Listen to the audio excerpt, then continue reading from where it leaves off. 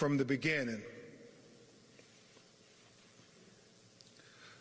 When George Floyd was horrifically killed on May 25th, 2020, it was a watershed moment for America. It was one of the most egregious and shocking documentations of an American citizen being tortured to death by a police officer for having his knee on his neck for 8 minutes and 46 seconds. One of the worst ever witnessed in history. And history will judge us for how we responded to this tragedy. History will judge us on our commitment to the principles of equality in response to this tragedy. History will judge us on our commitment to the principles of justice, how we responded to this tragedy. And most of all, history will judge us on our commitment to our principles of humanity, of how we responded to this tragedy. And Mayor Fry, history won't judge us just based on the eloquence of our words, but by the power of our actions. Council President Bender, when this tragedy happened, and after the family had an independent autopsy and we were waiting to have the homegoing services for George Floyd, President Joseph Biden and former Louisiana Congressman Cedric Richmond, you remember, Chris, came to meet with the family of George Floyd. And his family, his sisters and brothers, his daughter Gianna was there. And the one thing I remember for Lonis about that was sharing with President Biden what me and my 8-year-old daughter Brooklyn often talk about. And I tell her, in life, it's not just enough to say you care, but you must show you care by your actions. And I remember talking with Rodney and Philonis and all of them by our side in that very emotional meeting as President Biden shared his empathy for the family and losing a loved one. I remember talking to him about what I talked to my daughter Brooklyn about. It's not just enough for America to say that George Floyd's life matters. We have to show that George Floyd's life matters by our actions. It's not just enough for America to say that Black Lives Matter. We have to show that Black Lives Matter by our actions. So the family of George Floyd and our legal team are very grateful to Mayor Fry and the City Council for not just saying you care about George Floyd, but showing that you care about George Floyd. Not just saying that Black Lives Matter, but showing to the world that Black Lives Matter. And we are very grateful and we applaud you for this great step of showing the world responsible leadership. The leaders of the city of Minneapolis have demonstrated by their actions and their commitment to equality, justice, and humanity. Today they have shown that the life of George Floyd and Black Lives Matter to them. To the people of Minneapolis, and on behalf of George Floyd's family, we applaud this responsible city leadership, and we urge everybody to practice responsible leadership in remaining calm and engaging in peaceful protests for George Floyd and reflecting the same humanity of the man that we are remembering and honoring today in George Perry Floyd. Because, Brandon, I think it may have been on one of the social media posts, and I know you and he talk regularly on social media and text. George Floyd himself, during the Ferguson unrest after Michael Brown was killed by the police there and everybody was saying, hands up, don't shoot, George Floyd shared on social media that everybody needs to remain peaceful as we stand up for justice for Michael Brown. So we urge everybody in Minneapolis, everybody at 38th in Chicago, everybody around the world, let's follow George Floyd's example in being peaceful as we stand up for justice. Can we all do that?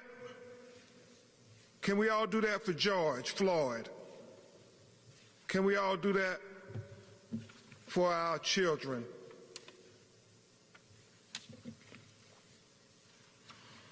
It is my great honor to announce that George Floyd's family, our legal team, and the city of Minneapolis and its leaders have settled the civil lawsuit in the death of George Floyd. The settlement is not just historic because of the $27 million paid out, but for the impact on social justice, policy reforms, and police reforms, because the financial compensation most directly impact George Floyd and his family, the future of their family. But it is the policy reforms that affects all of us.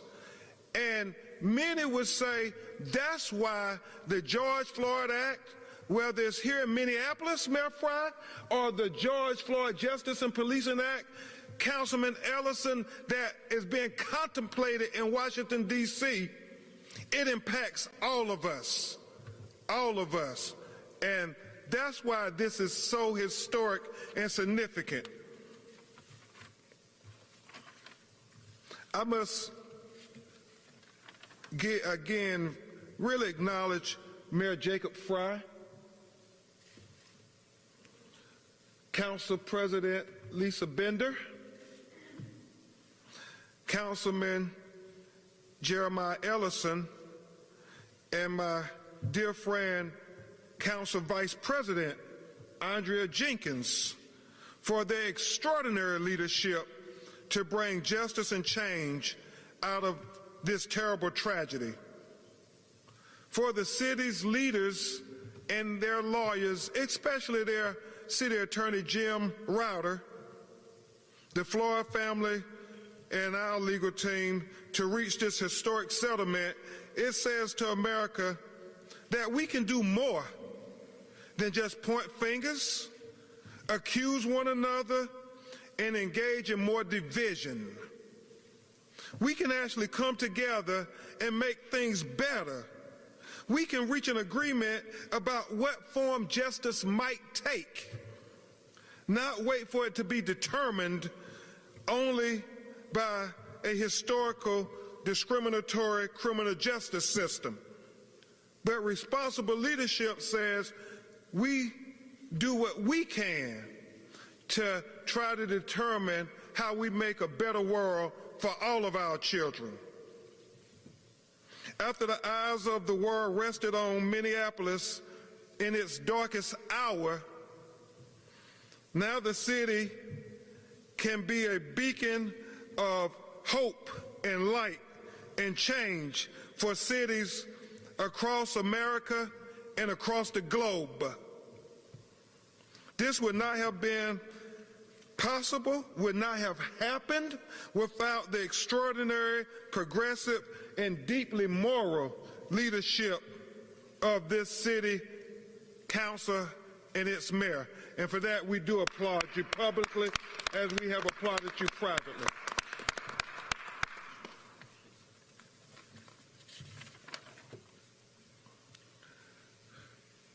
I look at Philonis and Brandon and Rodney, and I'm thinking of Bridget and Jaja, as well as LaTanya, and especially Gianna and their other loved ones.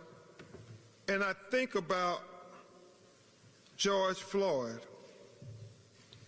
And I pray for them on this journey for justice, as I implore you all to pray for them. I mean, it's going to be a long journey to justice. This is but one step on the journey to justice. We have to remember, in the 10 months since we learned his name, we have come to know George Floyd as a larger-than-life figure, literally, with an even larger personality, and Tony Ramanucci, as we learned, with an even bigger heart.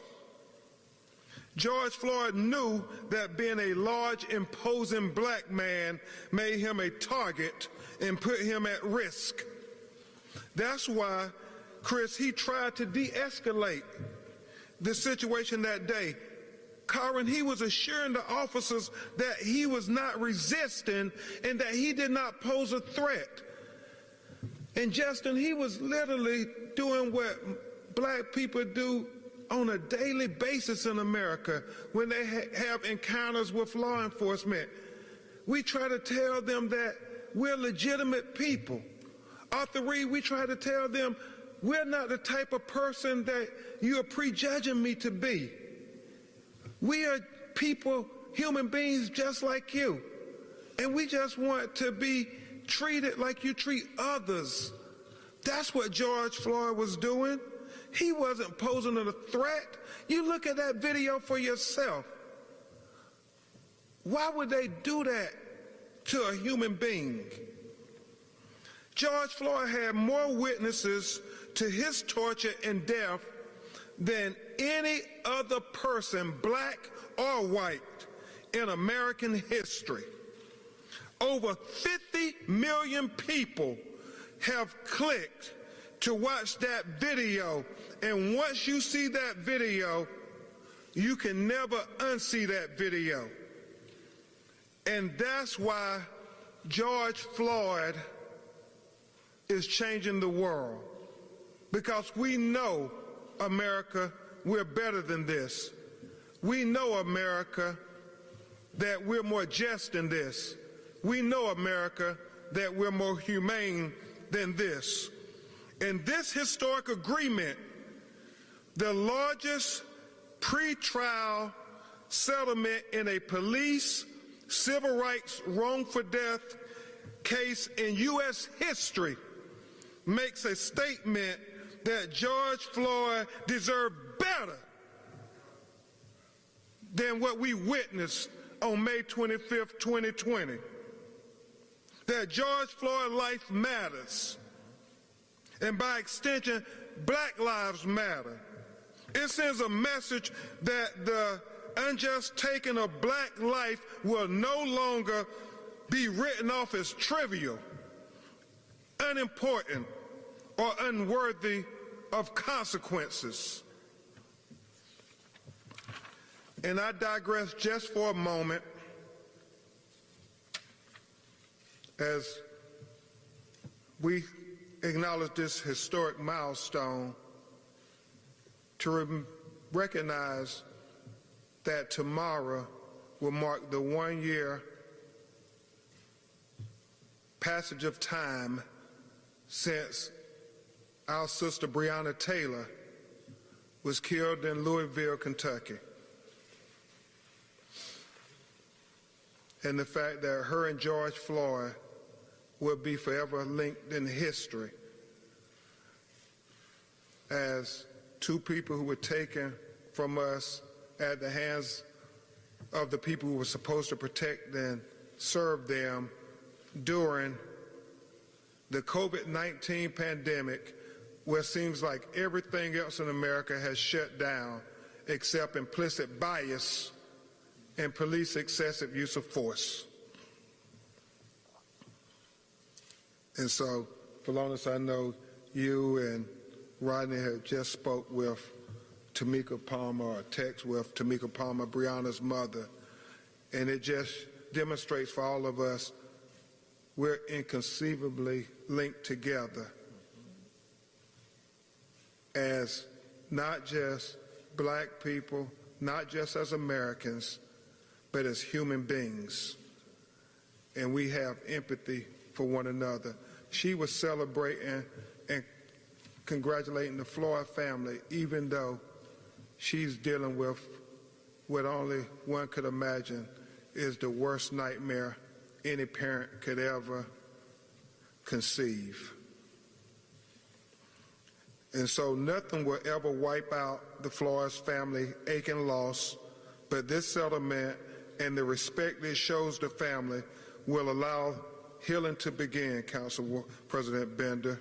It will help to heal the city of Minneapolis and the minds and hearts of black and white people who still suffer anxiety and nightmares and post-traumatic stress from watching the 8 minutes and 46 seconds of George Floyd tortured and killed at the hands of those who were supposed to protect and serve them. Those 526 seconds is enough to cause anybody post-traumatic stress. And we say to everybody, black, white, brown, and red, we're better than this. We're better than those 526 seconds. Mayor Fries, we talked about a man begging for just humanity. Just take your knee off his neck. As you will hear more in a minute, this city has already enacted some very profound model police reforms in the wake of George Floyd's death. Our legal team is committed to support the city in pushing through additional reforms, Mayor Fry, to ensure that they can hold officers accountable for bad conduct and never let a union contract force them into having to tolerate bad policing. We have to speak truth to power. George Floyd deserves that. Breonna Taylor deserves that. Mayor Fry, you have our word, our voices, and our might to help you muscle through additional changes that will transform policing in Minneapolis and hopefully policing in America, Councilman Ellison, Council Vice President Jenkins, Council President Bender. And I say this to our national leaders. We hope the example that you all are setting here in Minneapolis will inspire and embolden the United States Senate to join their colleagues in the United States House of Representatives, led by the Congressional Black Caucus, in passing meaningful reform legislation in the name of George Floyd. As Congresswoman Sheila Jackson Lee reminds us, the George Floyd Justice and Policing Act. Because like the activists say his name in the halls of Congress, with the passage of that legislation, they will always say George Floyd's name. Finally, Corin, I am most proud with the family and our legal team of the leadership of Mayor Fry, Council President Bender, Councilman Ellison, and Vice President Jenkins for engaging in a partnership with the family that they can take the lead on being able to contribute $500,000 of this settlement to be committed to help lift up the historically black neighborhood that engulfs 38th and Chicago Avenue, where George Floyd lived and died while he was here in Minneapolis. Be able to uplift the black businesses that have suffered, Vice President Jenkins, such a toll in the past 10 months. For the past 10 months, people came to 38th in Chicago to lay down flowers and pay their respects. I believe people, Chris, will always come to 38th in Chicago. But they will come to remember George Floyd, but I pray that we can make this memorial more than just that.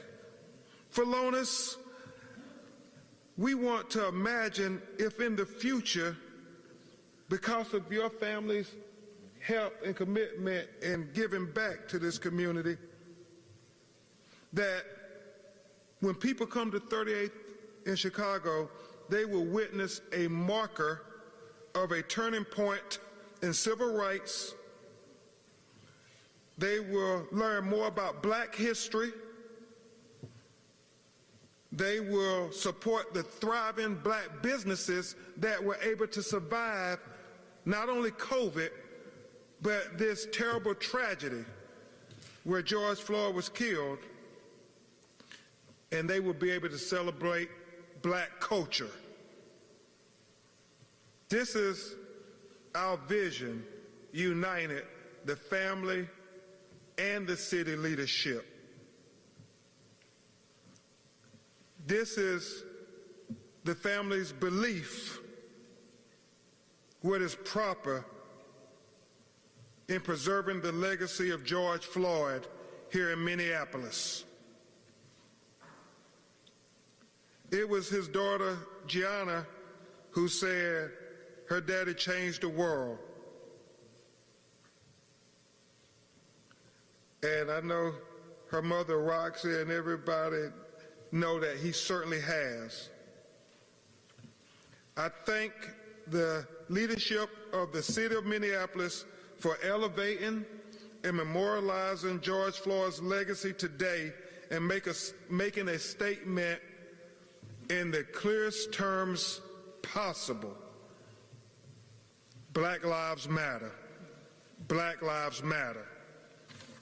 At this time, you will get to hear from two of the most passionate, committed, skillful, and are just skilled beyond anything that you would imagine in your local community. But they're not just good because they care about the court cases. They are skilled because they truly care about their clients. You will hear from my brother Chris Stewart, who hails from Atlanta, Georgia, and then you will hear from my brother Tony Ramanucci, who hails from Chicago, Illinois. Chris Stewart. Love you.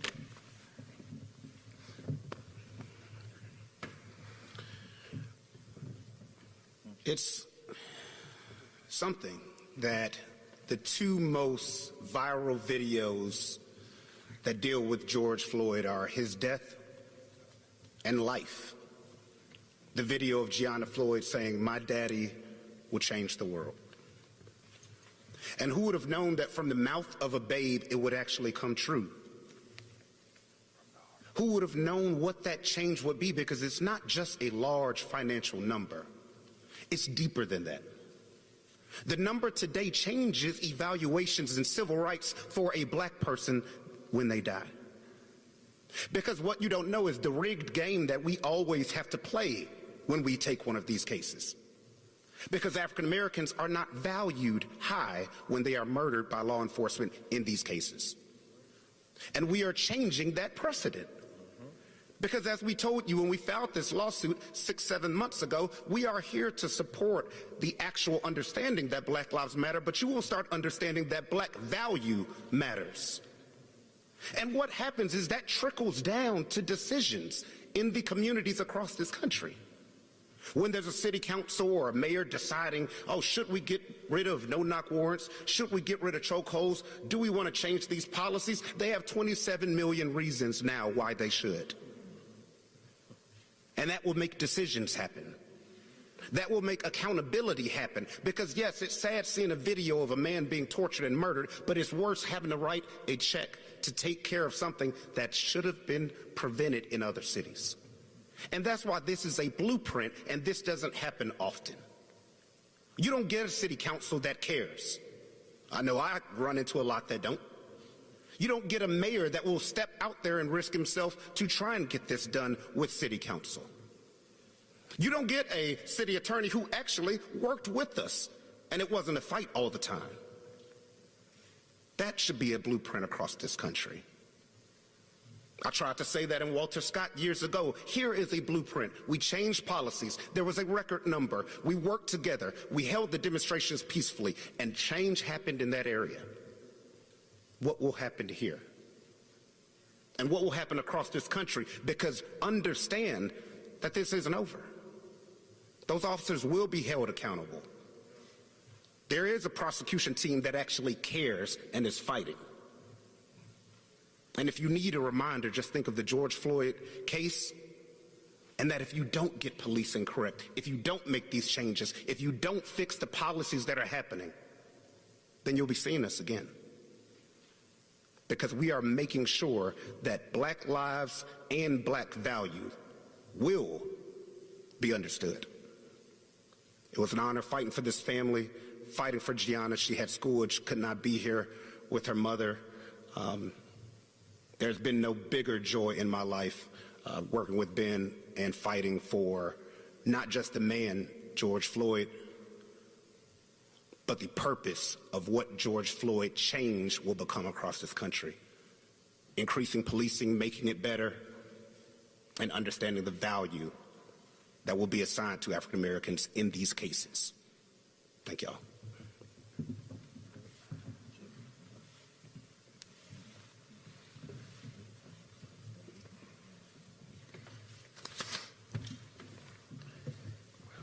Good afternoon, everyone. My name is Antonio Romanucci. Everybody calls me Tony. I'm from Chicago, Illinois. Attorneys of the George Floyd family, and hope again to introduce the entire legal team soon. I do want to thank my esteemed co-counsel who spoke before me, my brother Ben Crump, Chris Stewart. I do want to take a special moment to thank Mayor Jacob Fry, the City Council. I want to acknowledge you now and again later.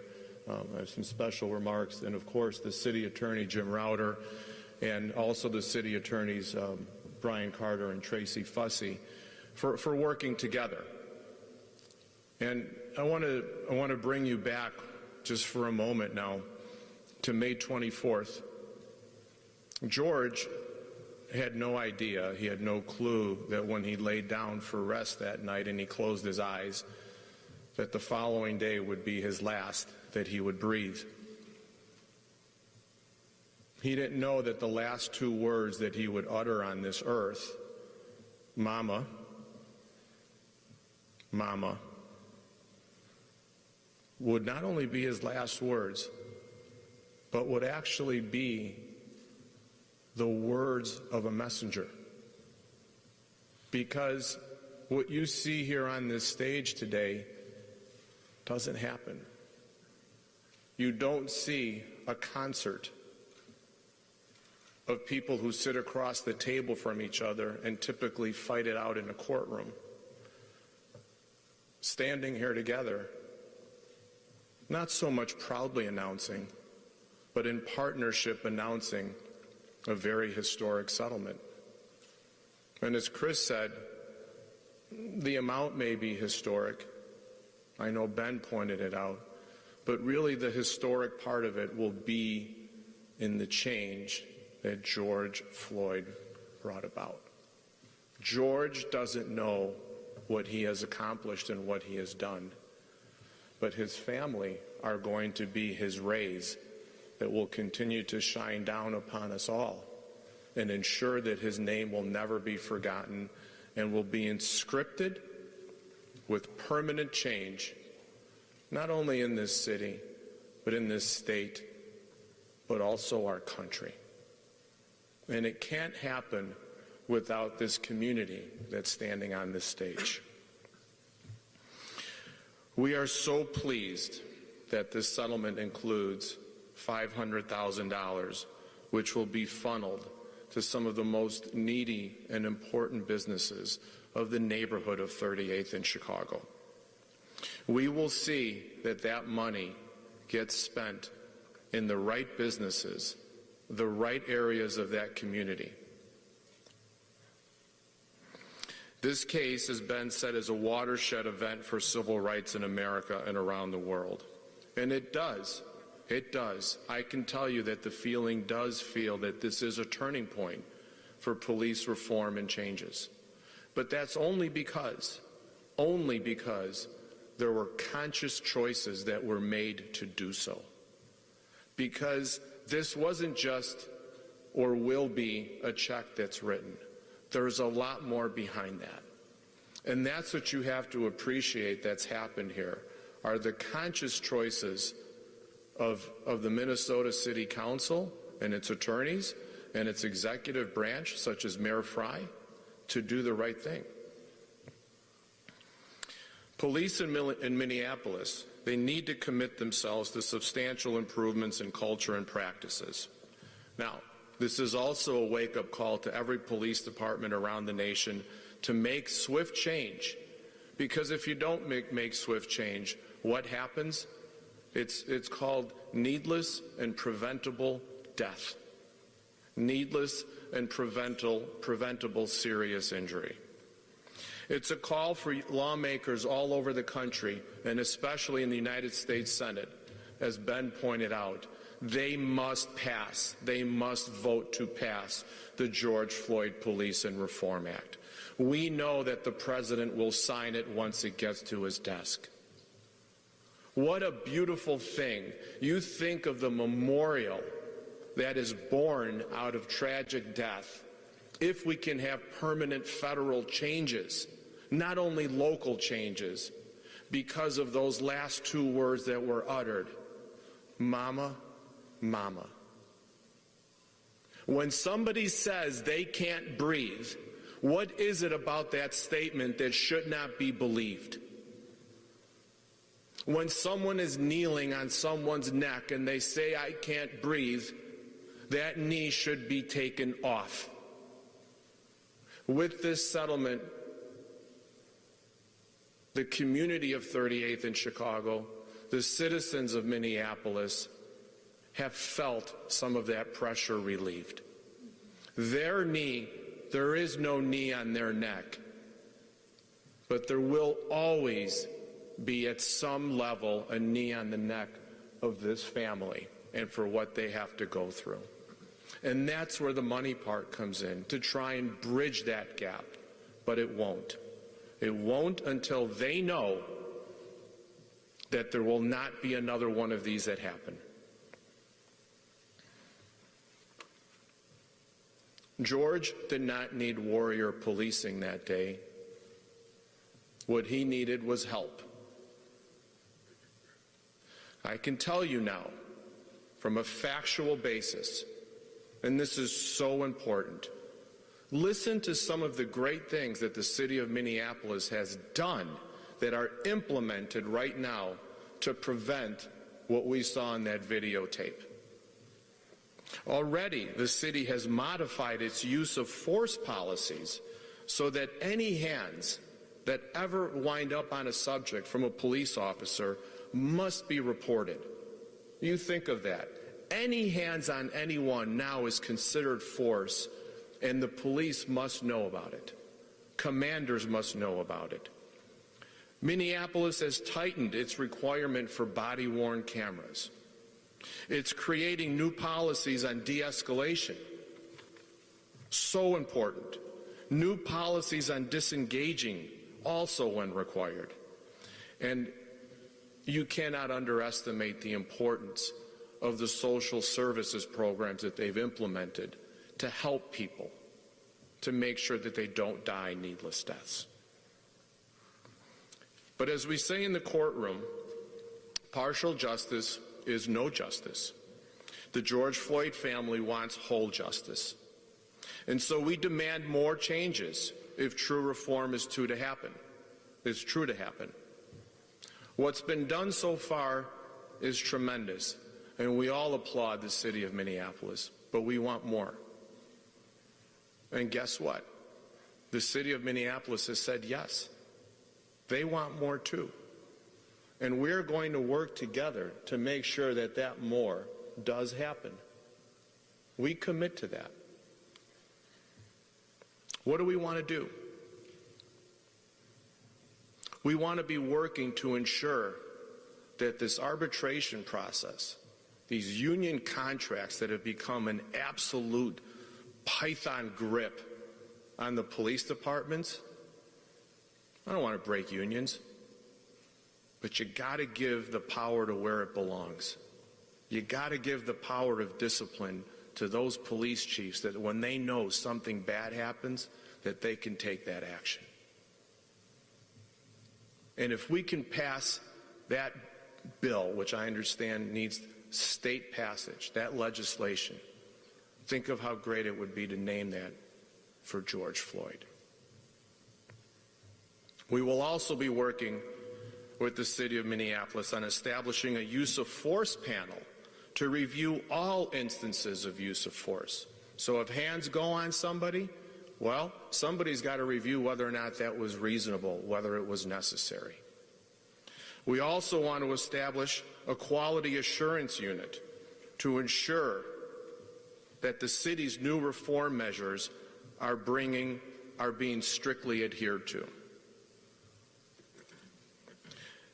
One of the other programs, which you cannot underestimate the gravity of it or the importance of it, is establishing an early intervention system with analytics to ensure that if a police officer doesn't belong on the force because of his past, because he's showing a pattern of discipline or non-discipline, that he be removed. Once you remove the bad police officers and keep the ones that we want, the good ones, you're going to see much better practices on the street. If all of these are implemented, Minneapolis would become the model. And what a great thing that would be in the face of an historic and tragic death. But we're not done, because we did talk about that $500,000 that the family has committed to 38th in Chicago. Now, what we're going to do, Minneapolis and Minnesota is listening, we are challenging the corporations of this state and of this city to match those $500,000. Let's go. Let's show that you really care. $500,000 isn't enough. It's a lot of money, but let's go. So the challenge is out there, and we await your call, because if you don't call, we will. We should we should always be looking forward and not back. Never, ever. And I was here in those days after George Floyd died. Never, ever should this city ever have to suffer again like it did. That's a hard no. Lastly, I don't want there to be any surprises. But if the state's going to name a bill after George Floyd, would the city consider something after George Floyd too? Let's memorialize him in the city and the state if we can. One that will be remembered in perpetuity for a man who did not deserve to die, a man who will never be able to watch his daughter Gianna grow up to be that woman that she will be, the lady that she is, to fish with his brother Philanese, to text with his nephew Brandon, to never hang out with his brother Rodney. He will no longer be a spark in those lives. So as I wrap up my remarks, I want to go back to those May days and that day that I remember being on the phone with the family and Mayor Fry. And you're going to think it's easy for me to say this right now, but I can tell you I was a listener on that call that day when Mayor Fry was talking to the family. And I told this to Mayor Fry today. I said, I'm happy to meet you for the first time in person because I wanted to see the eyes of sincerity that I heard the voice on the phone that day. He meant what he said. They've all meant it. They've all stood up.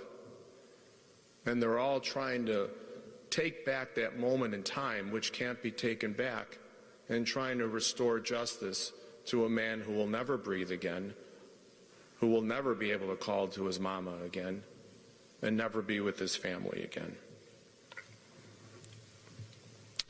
So this day is the result of thousands of hours of work by the legal team. And if I may again, because they deserve every single bit of credit, please indulge me and listen to the names I speak of this legal team for the great work that they've done. Benjamin Crump, Christopher Stewart, Justin Miller, Nicolette Ward, Ian Fallon, Bhavani Ravindran, who is here today, Jeffrey Storms, Madeline Simmons, Scott Masterson, Michelle Gilbo, Alexa Ellie, Kyle Nelson. God strike me if I forgot anybody. But also the people that were behind the scenes that were so helpful. Morena Fontana, Michelle Ubin, Jennifer McGuffin, Kelly Snowden. And again, I thank the City Council, its members, the city attorneys. To the Floyd family, on this deeply profound day, you have my highest personal respect. Forever, for what you have endured, the grace you have shown through all of this, the honor and the privilege that you've given me to stand before you with this legal team, and the privilege to have represented you.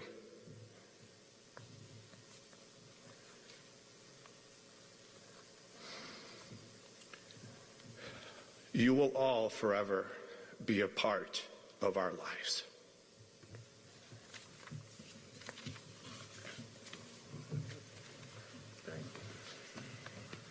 And now we will hear from the leadership of the city, beginning with Mayor Jacob Fry.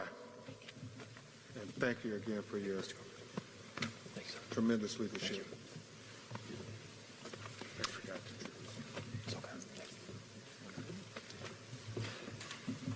Thank you, Mr. Ben Crump, Mr. Tony Romanucci, Mr. Chris Stewart, for your partnership in furtherance of justice.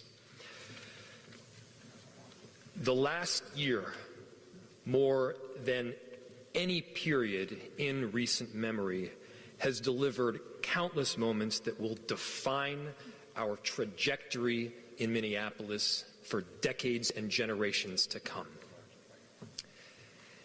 Today is one such moment. A centuries in the making reckoning around racial justice struck Minneapolis like a thunderbolt. And that strike reverberated across the entire globe as we all stood and watched as George Floyd was killed. Every Minneapolis resident, every American remembers where they were when they first saw it. When they first were forced to process the incomprehensible, recognizing our historic shortcomings and what we need to do to improve going forward. There are certain events like that in world history that seem to suspend time, where the world stopped, and those moments tend to stick with us. And our black community has endured deep and compounding trauma over this last year, none perhaps more acutely than George Floyd's family standing with me right now. I cannot begin to thank them enough. Rodney, Brandon, Philonis, and Keita for their strength and their courage, their resiliency, and their voices willing to push us to go forward. Not just right now, but well into the future. It is their work that is honoring the collective legacy and honoring their brother, their son, their father. And amid unprecedented loss, amid unprecedented pain, we now have a once-in-a-generation opportunity to truly effectuate change. Change that has eluded policymakers, activists, advocates, community members for far too long. Some of those laws and policies on our books today, yes, they were built and put into place with good intention, but the passage of time has caused them to be calcified. It's caused them to be kept in place at times by cynical politics. And as a result, the carefully built trust over time has been lost, has been injured. Lives have been indeed cut short. And our city is so grateful to the Floyd family for their warm embrace of meaningful and overdue arbitration reform and their commitment to work towards justice and peace and safety at 38th and Chicago. I want to thank Jim Rauter, our city attorney, Tracy Fussy, Brian Carter, and our entire city attorney's office, our communications team, and everyone that has worked so diligently and tirelessly towards this point and have worked tirelessly over the last 9 and 10 months. The work they've done is extraordinary. I also have to acknowledge Ben, Tony, and Chris, and the entire legal team who also put in massive and painstaking work to make today possible. I know they are resolute in their determination to see justice. I know they are resolute in their dedication to see long-term and lasting impact, not just in Minneapolis, but nationwide. They reached out to dig in and discuss the reforms that have taken place. They did not stop with a settlement. They did not flinch when we raised big solutions for big challenges. And we'll be so grateful to count them as partners in this very important reform work that lies ahead. And so today's settlement reflects our shared commitment to advancing racial justice, our sustained push for progress, our commitment to Minneapolis, and our commitment and compassion to one another. We need to be unrelenting. We need to be unapologetic in our pursuit of a more equitable local government and a more just approach to community safety in our city, and we will be. Thank you. Mr. Crawford. Thank you, sir.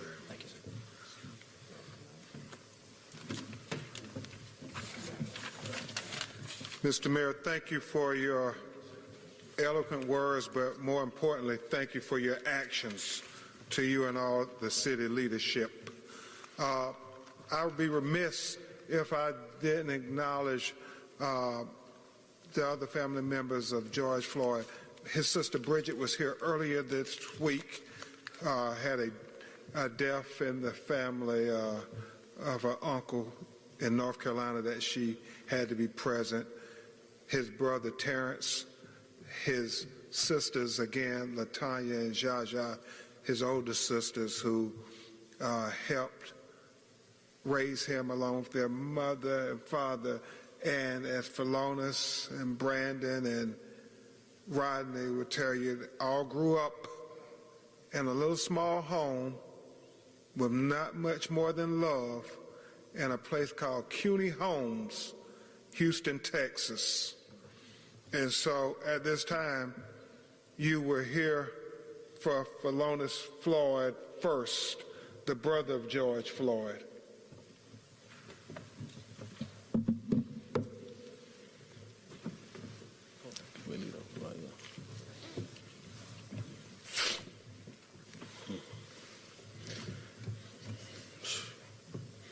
Thank y'all so much.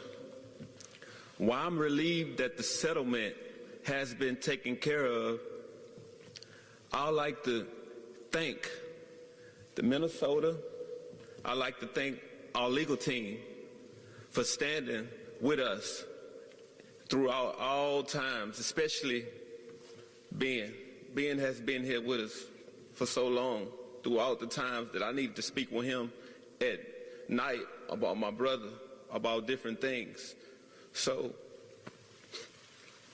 I thank the state of Minnesota for getting this settlement taken care of. But even though my brother is not here, he's here with me in my heart. Because if I could get him back, I will give all of this back. Him, I know that he's with us and he's standing up right now knowing that we have the opportunity to be able to fund low-income African-American communities. And that's big in our heart as my family stand here because we are a product of our environments. We come from low income. We come from the CUNY homes. We are a big family. I'm going to miss my brother. The world, he has made a movement, and everybody is standing with us in solidarity.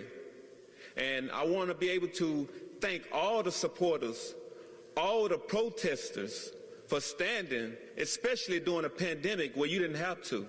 Yes. You put your lives on the line. Yes. There's nothing I can do to be able to repay you for that because you showed who you are and who you were at that time. So one thing that the world needs to know, America, we need to heal. This nation needs healing. Our family needs healing. There have been times where I had to go and see my brother because he had tears pouring out his eyes thinking about our brother.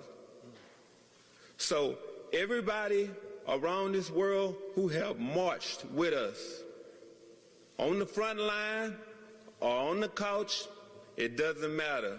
Your heart was in a good place, and I like to thank everyone for that. Thank you all so much. May George live in power.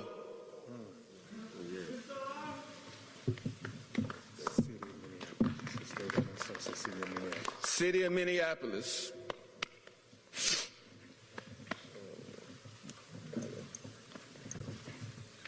Thank you, Philonis, for those heartfelt words. Now you will hear from Rodney Floyd, George's baby brother. You know, we would like to thank the state of Minneapolis, the protesters that's been here since day one, and love to thank the mayor, Fry. Would like to thank the councilmen and women of Minnesota for passing this judgment. But this is a small, big step in the George Floyd legacy. And thank you all very much for supporting us. And we're going to uphold his legacy, speak in his name, and thank you guys for everything.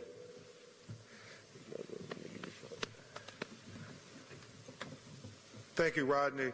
And this next young man is a nephew of George, but as you all have learned by now, they are a traditional black family, and it takes a village.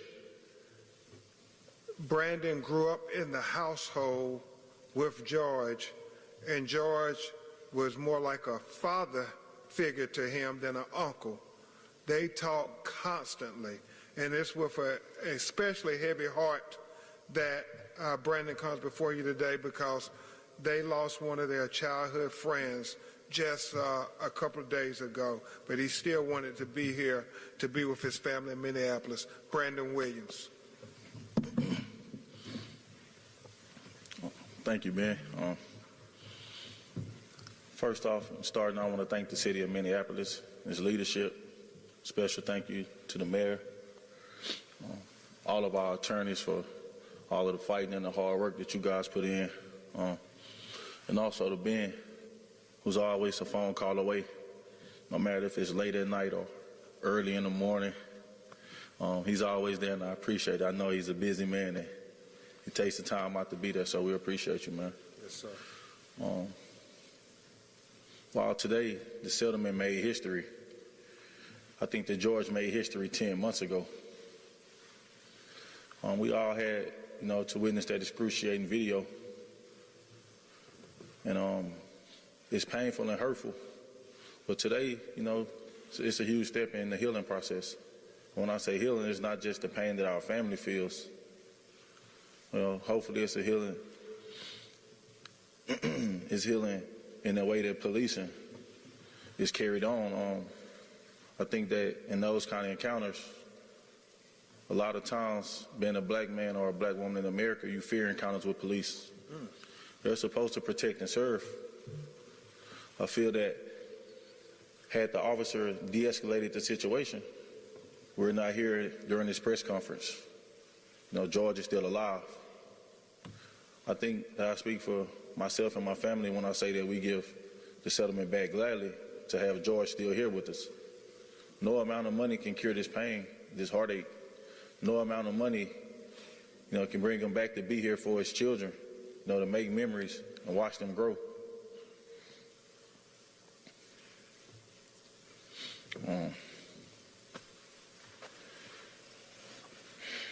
Excuse me, I'm sorry. Take your time. Every time I come here, I get a heavy heart. A lot of emotions start to pour.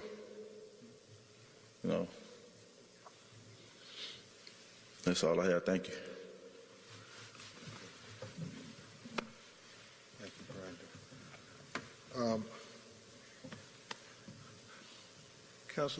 Brandon. Council President and Mr. Mayor, we got to stand up. Philonis, if y'all don't mind, stand up. I think it's important, that we just take a moment. You heard this family pour out their heart, and they did so in a real way, because even though this is a moment to be celebrated, still every day they wake up and they think about George and the manner he was taken. That's something that we can never give them the justice they want, because the justice would be for George to be here. So all we're trying to do is hold people accountable. And so I'm grateful that the city is committed to making sure there's accountability and trying to prevent another family from going through what George went through. I know Attorney Stewart talked about, you think you have policy where it won't happen again. But we got to really commit. We really got to commit, America, that this won't happen again. Not like this. We cannot. Mayor Fry, I just had to say a word after seeing the emotion from these family members. Mayor Fry. Thank you, Mr. Crump, and thank you to the family for those incredibly powerful words. I'd like to thank our city council and have Council President Bender up. Thank you, Council Vice President Jenkins and Council Member Ellison as well. And I'll note that, in fact, the vote today was a unanimous one. Council President. Thank you. Thank you, Mayor, and thank you to the family in particular for the power and emotion we're seeing today. I'm Lisa Bender. I'm the president of the Minneapolis City Council. And we did today, as the Minneapolis City Council, unanimously approve this $27 million settlement in the civil lawsuit filed by George Perry Floyd's family against the city of Minneapolis. On behalf of the entire City Council, I want to offer my deepest condolences to the family of George Floyd. We know that no amount of money can ever address the intense pain and trauma caused by his death for George Floyd's family and just so many people in our community who are grieving. Minneapolis has been fundamentally changed by this time of racial reckoning. Yes. The Minneapolis City Council is united in working together with our community, with George Floyd's family, to bring about a more equitable future for our city. You know, I just want to say, Mr. Crow, my girls are about the same age as your daughter, a little bit older than Gianna. I wasn't planning to say this today, but hear your motion. We talk about Mr. Floyd all the time in our house, Mr. George, we say. And we talk about what happened. And we talk about our responsibility to step up in our family. And you know what? I just want you to know how deeply we're with you. We are with you to go to the Senate to fight for change. We are with you to support our mayor-in-chief in implementing reform. We are with you to reshape safety in Minneapolis. We are with you to have the deep conversations in every single household in this city that is needed so that those little girls have a different future together. So I just want to again thank the family so much for their leadership and their generosity in supporting the community of Minneapolis, in supporting and investing in 38th and Chicago. I want to introduce my colleague, our incredible Council Vice President Andrea Jenkins, who represents the 8th Ward. And as I do, I also just want to acknowledge the leadership of Councilmember Jeremiah Ellison, who was part of our mediation team and whose leadership was crucial in this and so much more of the challenges that are facing our city. Council Vice President. Thank you.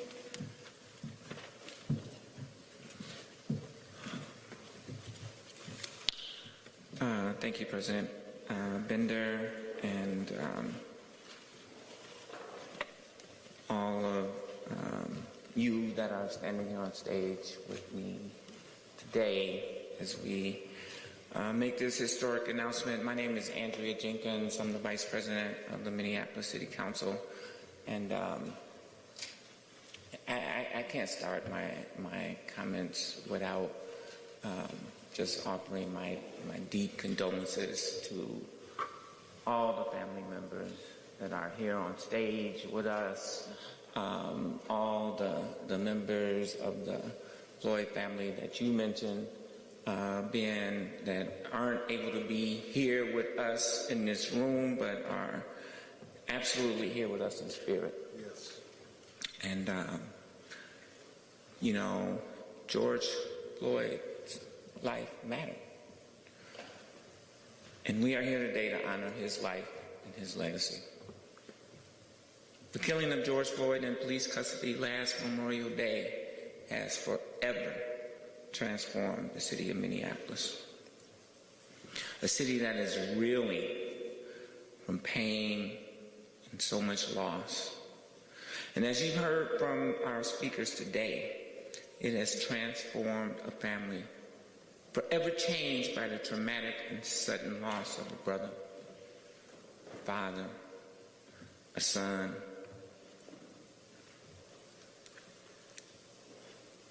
I know firsthand about that trauma and pain of losing a loved one while in the custody of the police.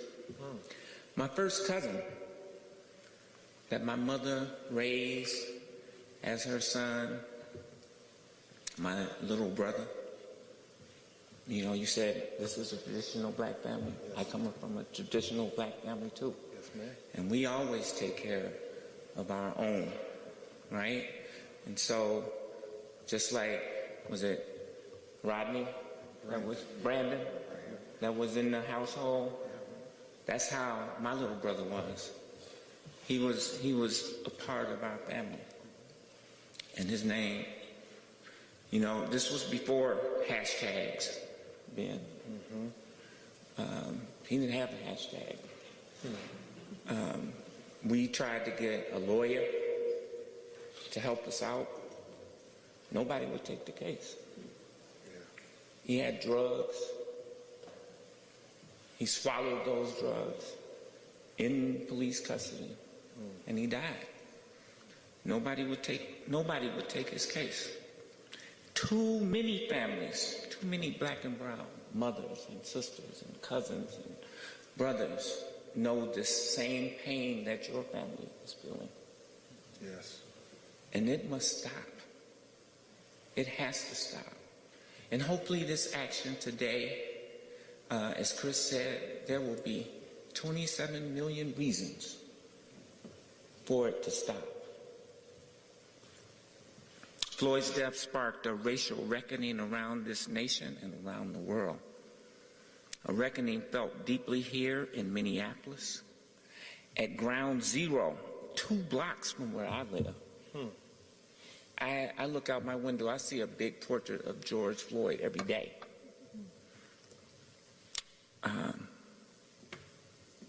This intersection has prompted the city to reimagine how public safety, how community safety, how all of safety that is keeps everybody in our community safe, not just some people in our communities. Yes. Out of transformational pain must come transformational change. This is required of Minneapolis, and we are committed to lead the way, because Black Lives Matters in this city. Not just George Floyd's life, but all black life. I want to just really take a moment to acknowledge the enormous generosity of the family to commit resources to help out the black businesses in that community around 38th and Chicago, and on behalf of those community members that I represent, I say thank you. Thank you so much. As this trial progresses, I do want to call for peace. I want to echo what Attorney Ben Crump said, that, you know, George Floyd called for peace when Mike Brown was killed. I want to ask for calm in our streets, regardless of the outcome of that trial. The city, the council, the mayor, the department heads, everybody at the city of Minneapolis is committed to bringing justice in more ways than just through our criminal justice system. Yes. We know that we cannot control the actions of the past, but what we do have control of is actions in the future. In the days and weeks ahead, we will move forward together to begin a healing process. Transformational healing. And today is where that healing begins.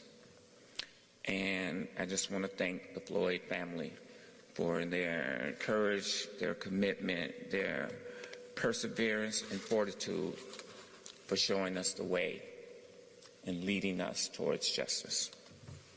Thank you. Thank you so much. Thank you. God bless you.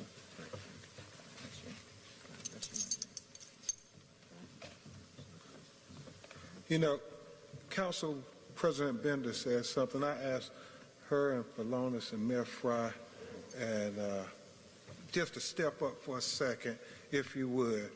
because you do want to, Chris, give an example to those in the United States Senate that we're better than this and that there are more things that bring us together than to separate us. So if we could just join hands for a second. This is about George. This is about George Floyd and the betterment of America. Together, we are an example not only for Minneapolis, but for the United States of America. And hopefully, the United States Senate can come together like the leadership and the family came together, Vice President Jenkins, and we can give President Biden a bill that will be respectful of bearing George Floyd's name in the George Floyd Justice and Policing Act. This vision go to the United States Senate to say that we're better than this, America. And so, thank you all. At this time, if Jim Router, who is just being dogmatic and trying to work to resolution, Attorney Stewart, Attorney Ramanucci, we're going to start the Q&A, and hopefully one of us attorneys can answer your questions or direct you to the people who can. So, Jim, you want to say anything before we start the Q&A? No, I'm just grateful and honored to be able to be with everybody here today, and certainly all the work that I've got to experience with Ben Crump here. It's been just transformational. Transformation on every level. So we'll open it up for Q&A, and Jim, to you and your entire staff. As Tony Ramanucci said, this doesn't happen unless people are committed to transformational change from transformational pain. How did you all work with the people who have been caretaking the area in George Floyd Square in coming to your settlement? You want Vice President Jenkins to say anything? How did you work with the people at 38th in Chicago? Yes, 38th in Chicago, that's correct. How have you all worked with the caretakers of George Floyd Square who have released a list of demands to... And I will say this, I know the family has said that they're going to give back, and that was the family's decision that they want to be part of the solution. And I think that's what the city leadership is saying. They want to be a part of the solution. Now, we don't have all the answers, but we believe together we can solve all the problems. Trump, and for Mayor Fry, could you talk about the timing of this settlement now with jury selection going? Are you concerned about the trial? If you could talk about the timing of this. Okay. You know, we're trying to be very respectful of the criminal proceedings that are now underway, and we're in the middle of jury selection, and I think it would be very wise for all of us to refrain from commenting on something that is ongoing. I mean, I know the headlines are going to be generated day in and day out. This is a trial where they're looking for an impartial I can take that question. Just blocks away. I can take that question. Thanks, Attorney Crump. Yes, sir. And I don't know if Attorney Stewart or Attorney Ramanucci would want to chime in, because we do this type of work all across the country. The one thing we know as black people in America, that there is no guarantee that a police officer will be convicted for killing a black person unjustly in our country. That's what history has taught us. So we believe responsible leadership, not only like this here, but also like in Breonna Taylor, Walter Scott, and so many others. You want responsible leadership to step forward and say that we want to help shape what justice would look like, and not just let it be a result of a discriminatory, racist criminal justice system that leaves black bodies lying on the ground at the hands of the very people who were supposed to be trained to protect and serve them, and there be no accountability. So I am grateful that you have city leadership say, no, let's have a better example than what America has given black people? Chris, I don't know if you have anything. Yeah, it'll actually, in these situations, it can actually help the process move smoother. Without the civil case going, I could file something tomorrow on the civil case, and you all find out all kind of information that could impact the picking of this jury, the actual criminal trial. But now that that's over, none of that type of information will be hindering the criminal trial anyway. And so far, all of us have been watching like hawks this process. The judge is doing a great job. The lawyers are doing a phenomenal job of figuring out bias, any views they have. This civil case doesn't have anything to do with it. So to put a fine point on it, why couldn't this wait till after the trial concluded? Well, justice really doesn't really wait. It happens when it happens, and it happened today. We're not going to delay justice because we're worried about the outcome of a criminal trial that we all pray, what outcome we want. I have a question for Mayor Fry.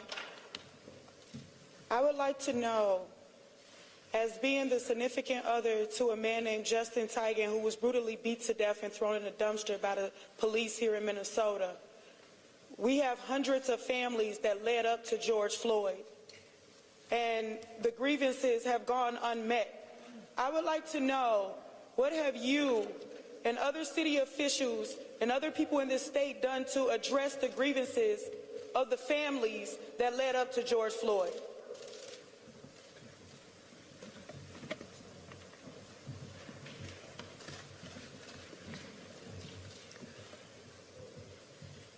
I'll start out by saying I'm so sorry. I can hear the pain in your voice just in that question alone. There are a number of reforms that have been instituted, and I don't think there's any mayor in the country, any city council in the country that doesn't wish that they had acted faster and more diligently. The truth is that we have a history of shortcomings. We need to acknowledge it, understand that, the impact that it has had on you, on your family, and so many others, and we need to do better. I really appreciate you and your willingness to stand up and ask. Mayor, can you talk about how the city pays for this settlement? We talked about a couple years ago with the Damon settlement, $20 million, a once-a-decade settlement. Now we're at $27 million. I'm curious for property taxpayers, how do we fund this settlement given the self-insured nature of the city, please? Thank you for the question. I'm going to bring up our city coordinator, Mark Ruff, who can help answer.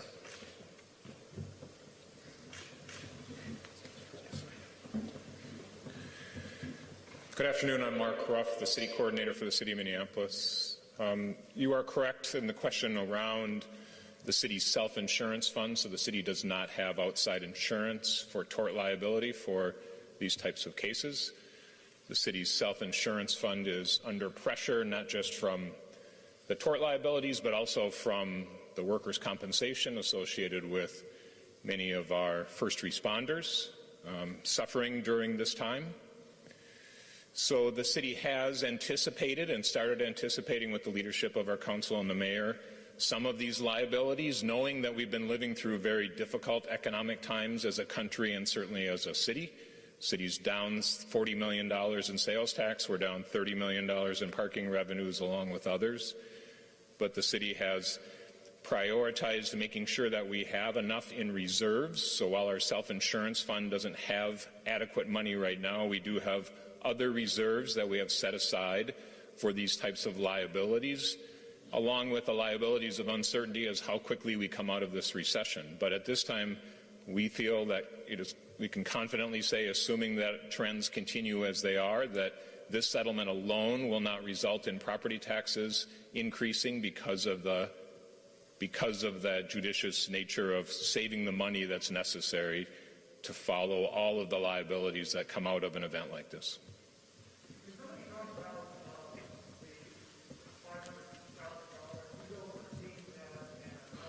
Tony, you want to start taking that? It's going to be the family. So the question was how that $500,000 is going to be overseen. Well, the family clearly is going to direct how that money is going to be spent at 38th in Chicago. We're going to take direction from the city council and from its vice president, who's a member who represents that district. And certainly it's going to be everything, every single dollar will be accounted for and will be transparent, very likely through a not-for-profit that will be designated specifically and solely for the black, brown, minority, and impoverished area of 38th and Chicago to help restore their needs to maybe not entirely as it was before May 25th, but as close as we can get. And I would simply say it will be the family's final decision, even though Vice President Jenkins will give us advice and counsel. I think it's important to know that whatever is given, it will be the family that directs where it's going. Yes, sir. Attorney Crump, could you address, there seems to be a concern in the black community that once this settlement was announced, there was a collective, oh no. Will the focus shift from getting criminal justice for George Floyd with Derek Chauvin and the other officers involved now that this historic, significant payout is over with? Will the focus shift, or will you guys continue to apply pressure to ensure that there is a conviction and a proper sentence with Derek Chauvin, whose case is obviously happening about a mile away from here? The short answer is absolutely. The thought that black people in America can't get full justice is something that we rail against. You know, it's not uncommon for our white brothers and sisters to get justice not only in the civil arena, but also in the criminal arena. That's why we have the 7th Amendment, as Tony has on his lapel.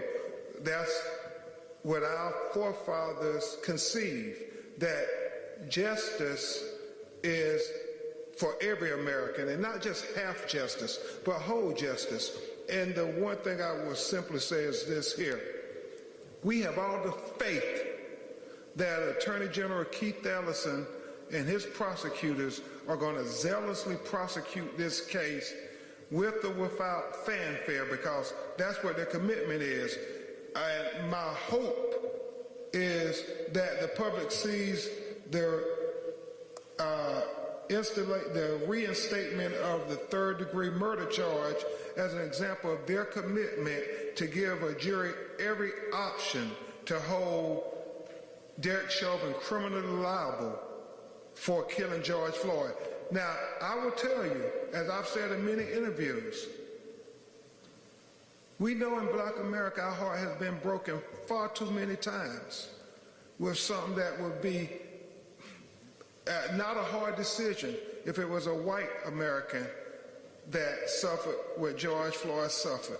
And we know the old playbook. They're going to assassinate George Floyd's character to try to deflect our attention away from the facts on that videotape.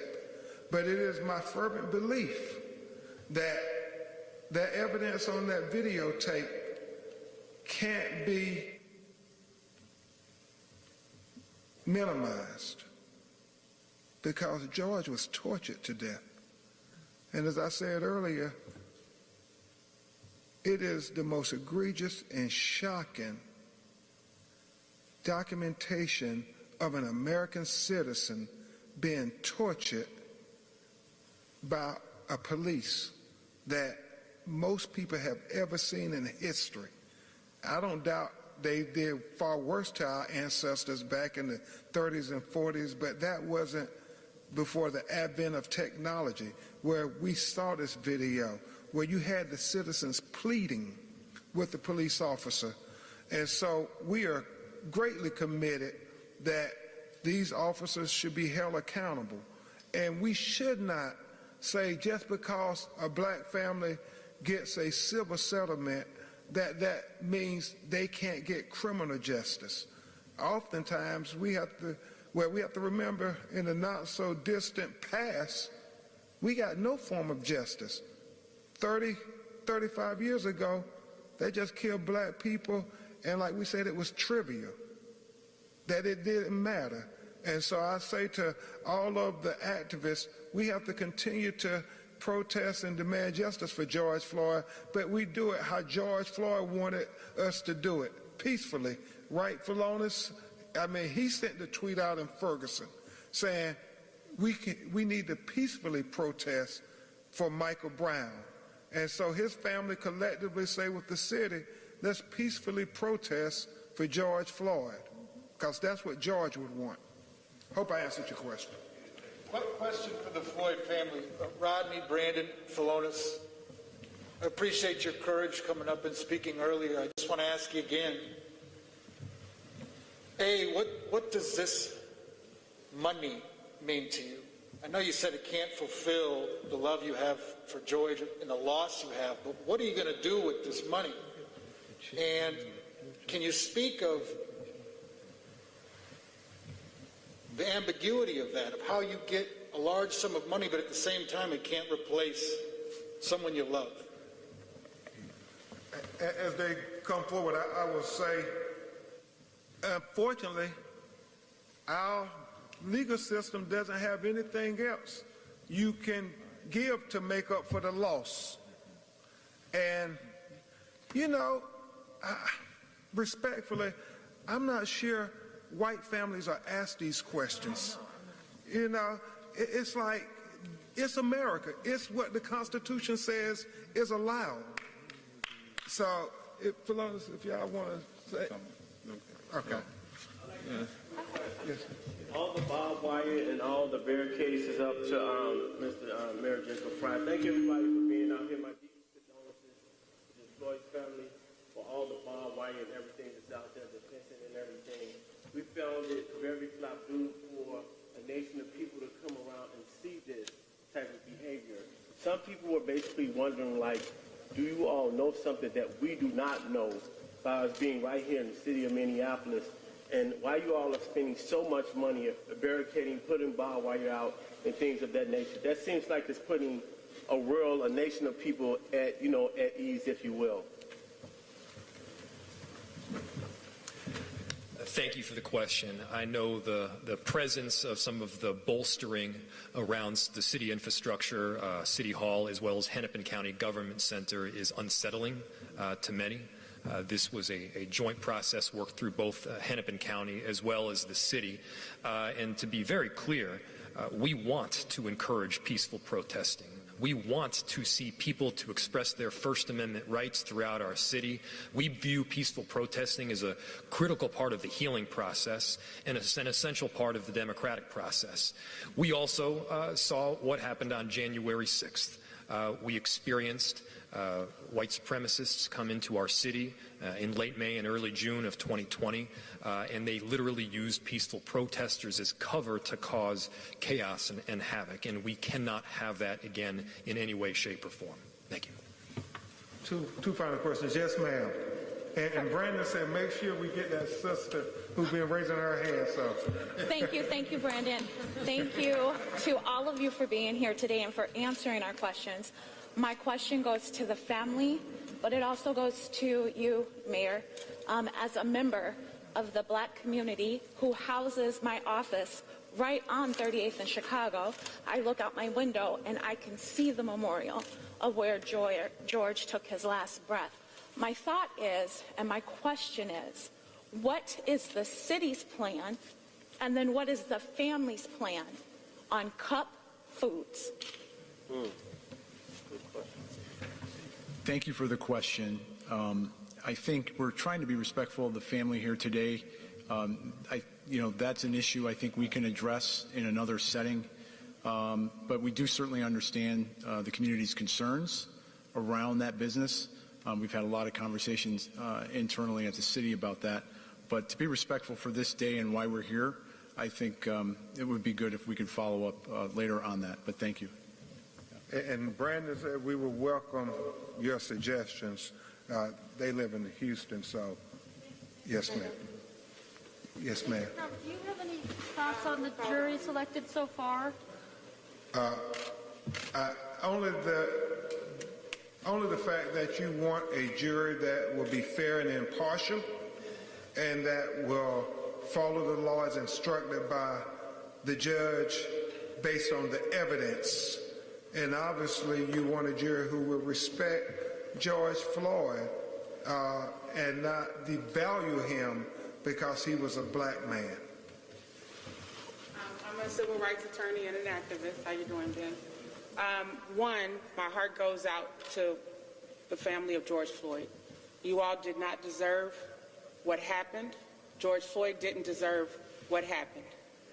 So we're here being respectful, some of us who are African American, who are also activists, but we do have questions about some of the promises that have been made by the city, because before George Floyd was killed, we went to City Hall, we took to the streets, we shut things down to prevent that type of horrible incident from happening. And we hear a lot of promises from the people on stage with you all, crying and saying what they're going to do or what they wish they had done or what they will do. But we have not seen that consistency. We haven't seen that track record. We haven't seen a real commitment to justice and transforming the system of policing. So we want to know that as you all are able to go back to your respective places, we'll still be here holding it down. We love you. We want to know from city leaders, though, what tangible actions will you take next? What is the timeline? And how will the community know that you are following through on the promises that you have made to this family, to these attorneys, and to the world who was watching this press conference?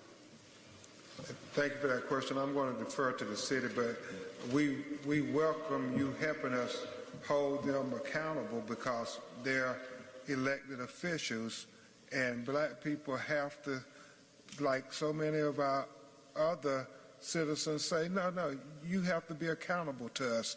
And I think a lot has been said, and we want to say in the name of George Floyd that we respectfully follow up. So I welcome that question and any assistance to work with these leaders. Nikema, thank you for the question. I think it's fair to say we all know that there's still a lot of work ahead. And as you know from some of the meetings that my office has had with the Racial Justice Network, that we're organizing that work. We're trying to roll up our sleeves and get our hands dirty, and there's a lot to do. And I'm sure in the coming months we can continue to speak to what you're asking for. But again, I think it's been a long day, certainly for the family, and we want to be respectful because I know there's also travel involved. And they also have some other plans that they'd like to do before they leave town today. So, thanks. Thank you all very much. Anything else for Lawrence or anybody? Huh? No. Okay. Thank you all very much. God bless you, and continue to pray for the family. Again, like Ben just said, thank you all so much because we're here together as a team, and we're turning our purpose, our pain into purpose. Thank you all so much. Thank you.